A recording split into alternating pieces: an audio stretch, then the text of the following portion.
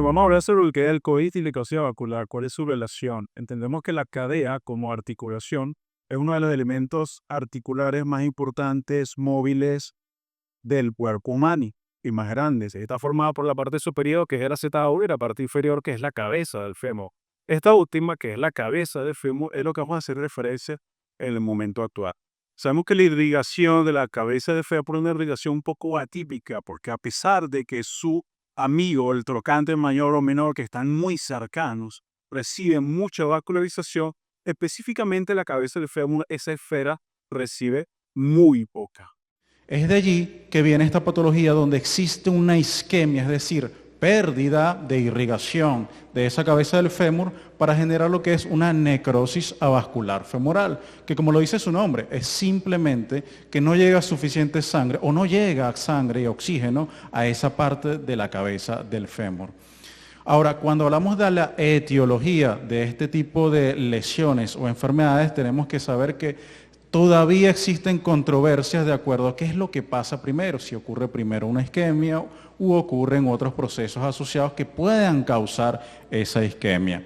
Lo que sabemos es que ciertamente la cabeza del fémur, cuando ocurre una necrosis, existe un proceso de síndrome compartimental, es decir, aumenta la presión de manera tan grande dentro de la cabeza del fémur que difícilmente llega a irrigarse la zona, es decir, llegan los vasos sanguíneos e incluso el proceso de angiogénesis como tal es difícil que se replique. Por lo tanto, ocurre el segundo proceso que es la isquemia, infartos intraóseos. Existen posteriormente una clasificación de acuerdo al grado de severidad que tenga esta necrosis avascular. Podemos clasificarlas de acuerdo a su morfología, si está la cabeza completa o si pierde esfericidad precisamente porque existen zonas necróticas. Ahora, cuando hablamos de necrosis vascular y su relación con el COVID es de una forma indirecta, pues precisamente en aquella pandemia, aquella horrible pandemia donde muchísimos nos vimos afectados, pues la necrosis avascular o digamos el COVID fue tratado con esteroides, altas dosis de esteroides. Y estas altas dosis de esteroides traen como consecuencia que muchos de nuestros pacientes actualmente estén acudiendo a consulta por dolor en la cadera. Y el resultado es una necrosis avascular.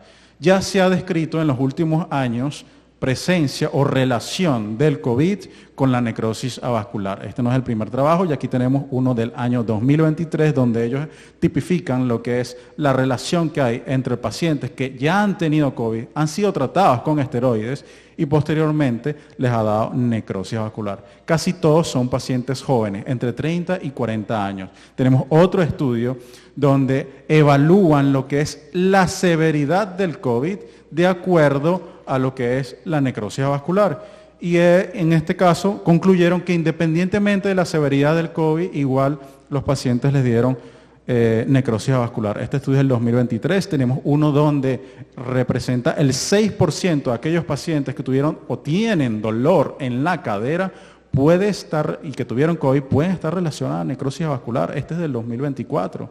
Y aquí un estudio multicéntrico, un estudio de análisis de otros estudios donde recolectaron de 1000 estudios de toda la data, 23 casos relevantes o 23 estudios relevantes donde especificaron que sí hay una relación factible entre COVID, esteroides y necrosis avascular. Este estudio también en 2024.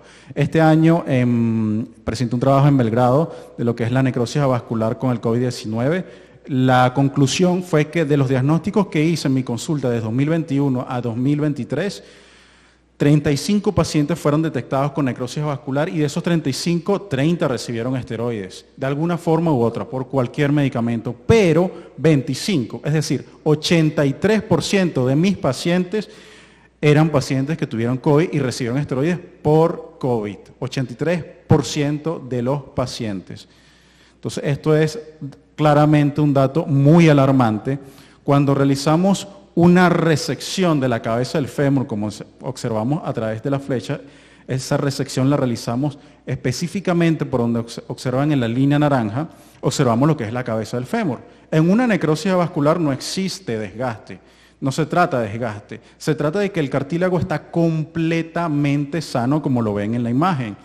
Incluso aquí lo estamos sacando del organismo, observamos cómo se ve una cadera completamente sana, pero si le hacemos una resección por la mitad, observamos cómo están zonas completamente petrificadas, zonas que están avasculares. La flecha de color negro indica que no llega sangre, la flecha rosada muy poca sangre, y las flechas rojas, bueno, rojas muy poca sangre.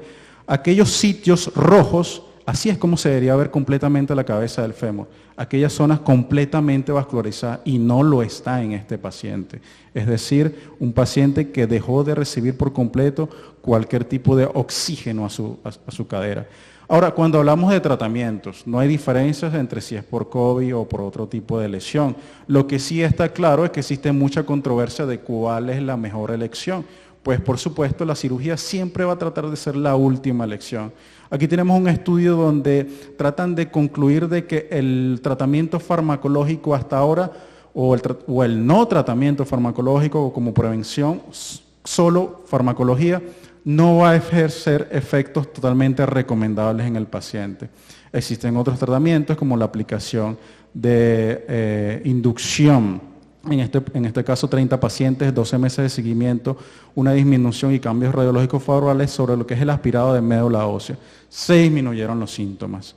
Otros tratamientos, como aquí se hizo un estudio donde se observaron 453 caderas, 4.5 años de seguimiento, y no hubo diferencia entre realizar una cirugía de descompresión y solo un tratamiento conservador. Es decir, que el tratamiento conservador realmente ejerce efectos, no existe diferencia.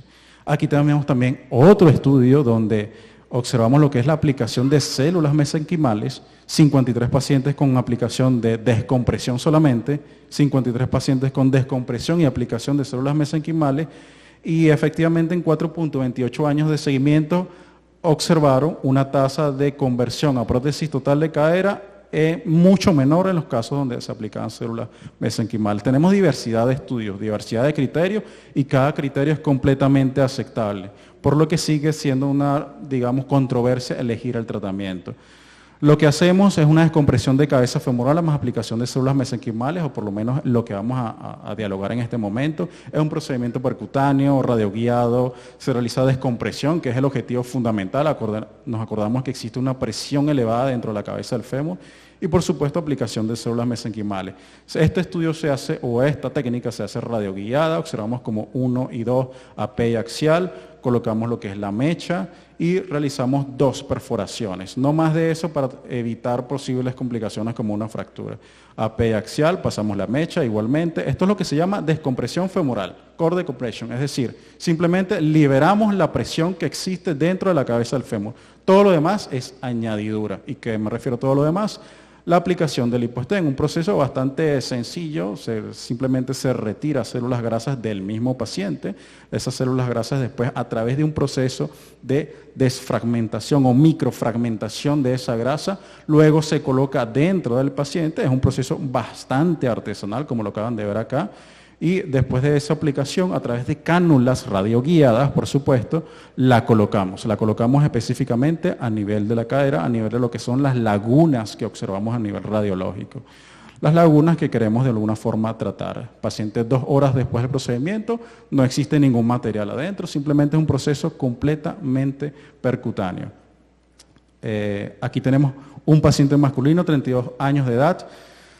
También necrosis avascular posterior a esteroides. Observamos esa zona radiolúcida completamente oscura, y aquí tenemos como luego de 4 meses el mismo paciente acude a la consulta sin dolor, con buenas manifestaciones. 18 meses, eso fue hace poco, el paciente sigue sin avances de la enfermedad. Una de las cosas muy importantes a tomar en cuenta es que esto es 18 meses. Lo normal es que evitemos o retrasemos esta enfermedad para no llegar a este punto, que aquí es donde observamos una necrosis que no fue tratada, ¿okay? Una necrosis donde se comió la cabeza del fémur, y esto es algo que dura menos de 3 meses para que un paciente esté en estas condiciones. Este es otro paciente masculino, 58 años de edad, también presenta necrosis, algo de artrosis también. Nos procedimos a realizar el mismo procedimiento. Este es el paciente un año después del seguimiento. Observamos como efectivamente nuestro objetivo es simplemente aliviar el dolor y evitar o retrasar el proceso de una futura prótesis. Para llevar el manejo actual de la necrosis sigue siendo igual que cualquier otro tipo de necrosis. No existe diferencia. La severidad del COVID no está asociada a necrosis, es decir, no, a mí me dio un COVID más fuerte que a ti, por lo tanto soy más propenso, no. La dosis de esteroide ni siquiera está asociada. Hay pacientes que recibieron muy bajas dosis de esteroide y aún así tuvieron necrosis avascular. Actualmente el uso de esteroides, producto de esta pandemia, producto del COVID, de este terror que ha tenido el mismo paciente, ha producido gran cantidad de secuelas y esas gran cantidad de secuelas está, por supuesto, la osteonecrosis. Y la aplicación de diferentes opciones de tratamiento para el paciente es indispensable. Es necesario educar al paciente para que sea él quien decida cuál sea la opción de tratamiento más ideal. Muchas gracias.